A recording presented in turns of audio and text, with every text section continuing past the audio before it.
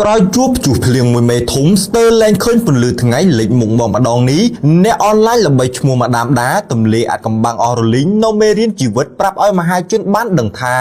ម៉ាដាមដាចេញមុខមកពោលពាក្យទាំងមុតមមបង្ហោះរូបភាពមួយសន្លឹករួចភ្ជាប់ជាមួយសំណេរយ៉ាងមានន័យថាមេរៀនដ៏ថ្លៃកាត់ថ្លៃមិនបានសម្រាប់ខ្ញុំគឺការរាប់អានរាប់ខុសមានតែខាតបងរាប់ខុសយកទុកដាក់ខ្លួនគេសួរកុំឆ្លើយទោះដឹងចម្លើយក៏ធ្វើល្ងងល្អជាងហាត់សម្ដែងខ្លះទៅសង្គមនេះមិនចូលចិត្តមនុស្សត្រង់ប៉ុន្មានទេត្រង់ចាញ់សម្ដែងរហូតជួយគេឲ្យគិតខ្លួនឯងហើយក៏គ្មានអ្នកណាជួយយើងបានក្រៅពីខ្លួនឯងតស៊ូរត់ទៅមុខលើកនេះស្នាមដំបៅក្នុងចិត្តជាកម្លាំងខ្ញុំធ្វើឲ្យអស់ពីចិត្តអរគុណពុកម៉ែបងប្អូនសន្យាមិនឲ្យពុកម៉ែបងប្អូនឬមនុស្សខុសនោះទេពេលឃើញម៉ាដាមដាលើកឡើងអញ្ចឹងហើយគ្រប់គ្នាក៏ចូលទៅបញ្ចេញមតិថាស៊ូកុំគិតច្រើននៅមានអ្នកស្រឡាញ់អាណិតច្រើនទៀតស៊ូចេមេរៀនជីវិតធ្វើឲ្យចេះដឹងថាមនុស្សបែបណាល្អមនុស្សបែបណាអាក្រក់ចេះធ្លាប់ក្រមានអីត្រូវខ្លាចទេខ្លាចតែពួកកើត